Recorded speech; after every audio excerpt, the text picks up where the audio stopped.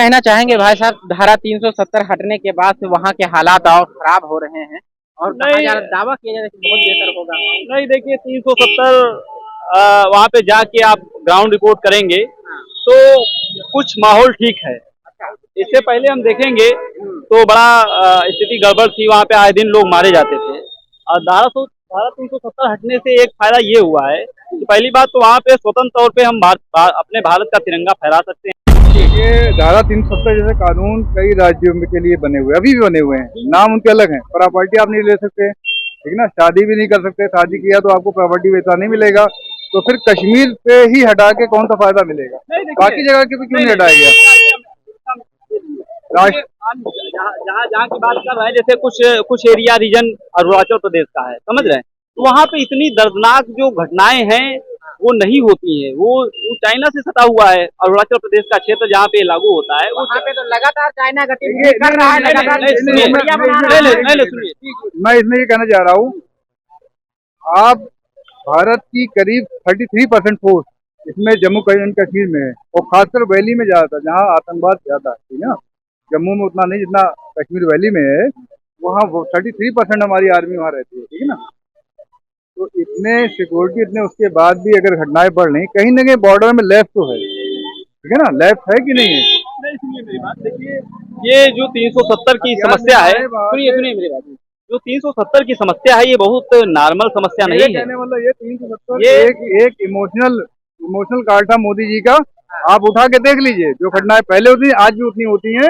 और पहले पाकिस्तान बहुत मजबूत था आज के हिसाब से, आज वो बिल्कुल बिल्कुल नीचे पहुंच चुका है। इकोनॉमी उसकी खराब हो चुकी है, डेमोक्रेसी जो थोड़ी बहुत आई वो भी खत्म हो चुकी है, इतना कमजोर हो चुका, कुछ कर नहीं सकता है वो।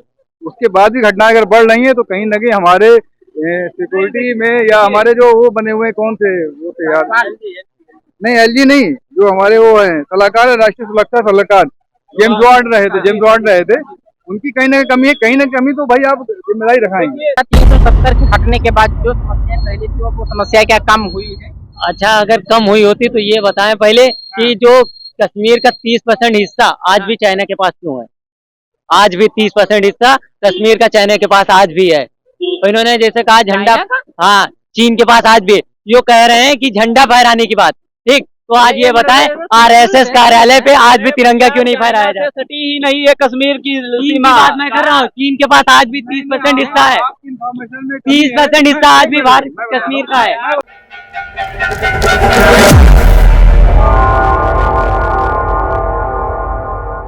कहना चाहेंगे भाई साहब, धारा 370 हटने के बाद से वहाँ के हालात और खराब हो रहे हैं और दावा किया जा रहा है कि बहुत बेहतर होगा। नहीं, देखिए 370 वहाँ पे जाके आप ग्राउंड रिपोर्ट करेंगे तो कुछ माहौल ठीक है। इससे पहले हम देखेंगे तो बड़ा स्थिति गड़बड़ थी, वहाँ पे आए दिन लोग मारे जाते थे। और धारा 370 हटने से एक फायदा ये हुआ है कि पहली बात तो वहाँ पे स्वतंत्र तौर पे हम अपने भारत का तिरंगा फहरा सकते हैं। और दूसरी बात, अभी जो पीओके अपना पाक ऑक्युपाइड कश्मीर है उस पर भी हम आगे बढ़ सकते हैं। और दूसरी बात ये है कि 370, अच्छा एक बात बताइए, धारा 370 हटने से उत्तर प्रदेश की जनता को क्या? नहीं तो आपने ये सवाल ही अब इसको आप बाद में रिलेट कर रहे हैं ना।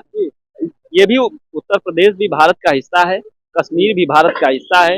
अगर उत्तर प्रदेश का जवान कश्मीर बॉर्डर पे जाता है, लड़ता है और उसको जो आतंकवादी गोलियों से भून देते हैं तो ये उत्तर प्रदेश की क्षति होगी, उत्तर प्रदेश की माँ के बेटे का ये क्षति होगी, उसके बाप का क्षति होगी, उसके बाप की उम्मीदों का क्षति होगी, समझ रहे हैं। तो ये मत कहिए कि कश्मीर के जो बॉर्डर पे जो जवान लगे हुए तैनात हैं वो कहीं ना कहीं उत्तर प्रदेश से भी हैं, हिमाचल प्रदेश से भी, हर जगह से हैं। तो वो हमारे भारत देश का अभिन्न हिस्सा है, पीओके भी है। तो इस मुद्दे पे राजनीति नहीं होना चाहिए, राष्ट्र का मामला है और राष्ट्र रहेगा तभी हम रहेंगे, अगर राष्ट्र नहीं रहेगा तो हम फिर गुलाम हो जाएंगे। भाई साहब एक बात बताइए कि अभी देखिए धारा 370 जैसे कानून कई राज्यों में के लिए बने हुए अभी भी बने हुए हैं, नाम उनके अलग हैं। प्रॉपर्टी आप नहीं ले सकते, ठीक ना, शादी भी नहीं कर सकते, शादी किया तो आपको प्रॉपर्टी वैसा नहीं मिलेगा।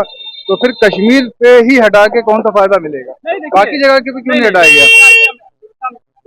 जहाँ की बात कर रहे हैं, जैसे कुछ एरिया रीजन अरुणाचल प्रदेश का है, समझ रहे हैं, तो वहाँ पे इतनी दर्दनाक जो घटनाएं हैं वो नहीं होती है। वो चाइना से सटा हुआ है। अरुणाचल प्रदेश का क्षेत्र जहाँ पे लागू होता है वो वहाँ पे तो लगातार चाइना गतिविधि नहीं, कर रहा है, नहीं, नहीं, लगातार नहीं, नहीं, बढ़िया बना नहीं, रहा नहीं, है। नहीं, सुनिए।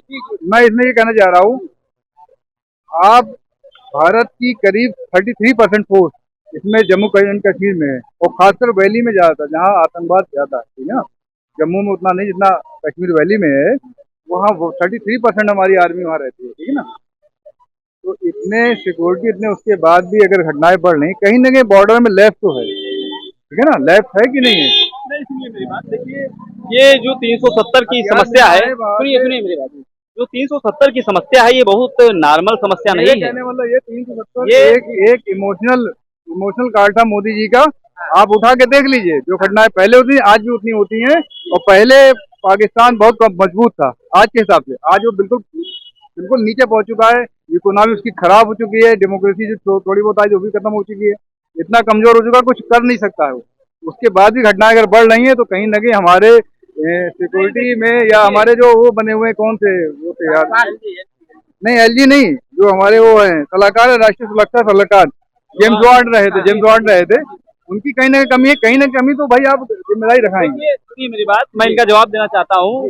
किसी भी दुश्मन को कमजोर नहीं समझना चाहिए। अगर हमारा पाकिस्तान दुश्मन है तो उसे कमजोर कतई मत कहिए।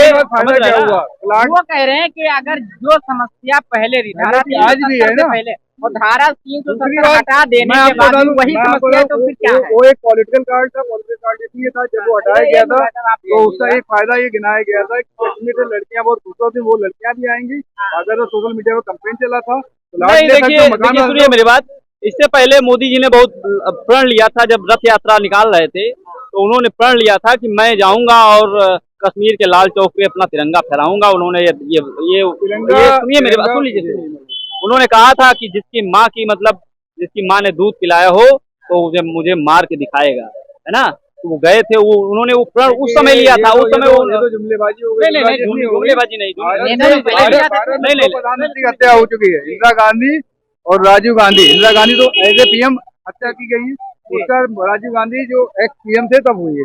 उसके बाद सिक्योरिटी इतना दुरुस्त कर दिया गया है कि परिंदा पर नहीं मार सकता है भारतीय पीएम पे। ये तो कहने वाली बात है, परिंदा एक पर नहीं मारता, अगर पर मार दिया आप घुस भी गए तो आपका इनकाउंटर हो जाएगा। क्या बात है इस शक में? ये गलत बात आप कह रहे हैं। तिरंगा हमारे प्रधानमंत्री बहुत आराम से कोई भी आजकल आप बन जाएंगे तो आप भी फहरा लेंगे, इतना ऐसा बात नहीं है। दूसरी बात मैं ये कहना चाह रहा हूँ कि आज ये कट्टरता नहीं है, आप सामने गलत वर्ड यूज किया है, गलत वर्ड यूज किया है। वहाँ पे इधर आइए एक मिनट जरा, एक सवाल पूछा, डेमोक्रेटिक कंट्री का आप दावा करते हैं, जम्मू एंड कश्मीर में आज की डेट में विधानसभा चुनाव नहीं हुए हैं और डिलिमिटेशन कैसे हुआ है वो आप देख लीजिए। आप एससी के हक की बात करते हैं, लेकिन जम्मू कश्मीर की जो पब्लिक है उसका आप नहीं देखते कि क्या किया उन्होंने। वैली में ज्यादा आबादी पे विधानसभा बनाई है, वहाँ जम्मू में कम आबादी बनाई है। इससे जो है पब्लिक में जब ये होगा कि हमारे खिलाफ कुछ बन रहा है या हमारे गवर्नमेंट नहीं लड़ रही विश्वास में, तो माहौल बना रहेगा। वो ये जो आजकल घटनाएं हो रही इसीलिए घटनाएं हो रही हैं। जब तक पब्लिक का दिल नहीं जीतेंगे तो नहीं होगा। आप बताइए क्यों नहीं डिलिमिटेशन सही से हुआ? सुनिए मेरी बात, वहाँ के जो क्षेत्रीय दल थे उन्होंने खूब मलाई चाटी है, ये समझ लीजिए। यहाँ के दलों ने भी चाटी है, स्वामी प्रसाद मौर्य ने चाटी है, मायावती ने चाटी, अखिलेश ने चाटी, सबने चाटी, मोदी जी चाट रहे हैं। एक समय तो था भारतीय जनता पार्टी महबूबा मुफ्ती के साथ राजनीति का मतलब ही मलाई चाटना होता है। कश्मीर का उठा के स्थिति देख लीजिए, जब दो झंडे फहरते थे वहाँ पे, तब वहाँ की स्थिति देख लीजिए। अब जाके स्थिति देख लीजिए। में सरकार समर्थन किसकी थी जी? समर्थन में वो सरकार किसकी थी? वो मैं किसी सरकार के पक्ष से नहीं आया हूँ। मैं बतौर एक राष्ट्र का नागरिक होने के नाते मैं कह रहा हूँ, ना मैं कांग्रेस से हूँ, ना मैं भाजपा से हूँ। मैं ये कह रहा हूँ कि जो उस समय की स्थिति थी, वो कांग्रेस का जो निर्णय था 370 थोपना। अच्छा भाई साहब बात बताइए, धारा 370 के हटने के बाद जो समस्याएं पहले थी वो समस्या क्या कम हुई है? अच्छा, अगर कम हुई होती तो ये बताएं पहले कि जो कश्मीर का 30% हिस्सा आज भी चाइना के पास क्यों है? आज भी 30% हिस्सा कश्मीर का चाइना के पास आज भी है। तो इन्होंने जैसे कहा झंडा, हाँ चीन के पास आज भी, जो कह रहे हैं कि झंडा फहराने की बात, ठीक, तो आज ये बताएं आरएसएस कार्यालय पे आज भी तिरंगा क्यों नहीं फहराया जाए? सटी ही नहीं है कश्मीर की चीन की सीमा। बात मैं कर रहा हूँ, चीन के पास आज भी 30% हिस्सा है, आपकी इंफॉर्मेशन में कमी है। 30% हिस्सा आज भी भारत मैं बता कश्मीर रहा का हूँ, है। मैं बता रहा हूँ, मैं बता रहा हूँ, आप ये कश्मीर क्या होता जो पाकिस्तान ने कब्जा किया था 47 में, उसका कुछ हिस्सा पाकिस्तान ने चाइना को दे दिया, उसकी बात कर रहे हैं, ठीक है ना। मैं आपको करेक्ट कर रहा हूँ जो उनका है, जो भी है, लेकिन एक जो भी मैं ये आंकड़ा नहीं कर रहा, जो मुझे नहीं, वो मालूम है आंकड़ा गलत है, 10 से बिल्कुल गलत 15% तक है। वो जो- केवल 2 से 3% वो इतना स्ट्रेटेजिक मामला है, अरे मिनट भाई, इतना स्ट्रेटेजिक मामला है कि अगर वो हमारे पास होता तो अफगानिस्तान से डायरेक्ट भारत का बॉर्डर हो जाएगा। चाइना से जो कब्जा किया है, जो अपने पास आ जाए तो अफगानिस्तानी सेंट्रल एशिया में हम एंट्री कर जाएंगे डायरेक्ट, हमें ईरान जाने की जरूरत नहीं पड़ेगी। देखिए, समस्या ये है कि हम यहाँ पे राजनीति ज्यादा होती है, मुद्दे कम सुलझाए जाते हैं, समझ रहे हैं। जब तक देश के युवा राजनीति में नहीं जाएंगे, ऐसे ही लोग मुद्दों की राजनीति करते रहेंगे और मुद्दों पे काम नहीं करेंगे। मैं इधर आप इधर आ जाइए, थोड़ा इधर आ जाइए जी। ये देखिए, जो हुआ तो हुआ, आपने 3 दूसरा हटा दिया, ठीक है ना। अब आपको तुरंत आपको चुनाव कराना चाहिए जम्मू कश्मीर में, पब्लिक के द्वारा चुनी हुई सरकार आनी चाहिए। ये जो दिल्ली में जैसे एलजी के थ्रू लाए हैं अपने आप को आगे, ये बहुत गलत है। जब आप पब्लिक के पास कोई जरिया नहीं होता, अधिकारी होता है। अगर भाई साहब विधायक बन जाएंगे तो इनके विधानसभा कोई बंदा अगर जाएगा इनके पास शिकायत लेके, कुछ ना कुछ ये सुनेंगे अगली बार वोट लेने के लिए। लेकिन अगर अधिकारी रहेगा तो वो चीजें नहीं होंगी, वहाँ सारे काम अधिकारी कर रहे हैं। तो अगर चुनाव में चले जाता है कश्मीर, उसको आपने जैसा भी किया डिलिमिटेशन, आप चुनाव एक चुनी हुई सरकार आती है, कहीं ना कहीं मुझे लगता है फर्क पड़ेगा। अगर आप इस तरह से डेमोक्रेसी को खत्म करके आप एक ऑटोक्रेसी चलाएंगे, दिल्ली में आपने किया है, तो हालात ऐसे ही रहेंगे। पब्लिक को एक मिनट सर से जवाब ले। एक मिनट चुनाव कैसे हो रहा है कश्मीर में भाई साहब ने कहा चुनाव कैसे हो रहा है। आरएसएस और बीजेपी ने भी कांग्रेस पर आरोप लगाया है। 87 में अगर चुनाव ढंग से राजीव गांधी ने कराया होता, समस्या तो वहीं से शुरुआत हुई थी। जहां जहां वो डेमोक्रेसी को कुचलेंगे, आप यहाँ भी अगर वोट उस तरह से डलवाएंगे तो यहाँ पर भी पॉलिटिक्स निकल आएगी, कहीं ना कहीं गुस्सा करना पड़ेगा।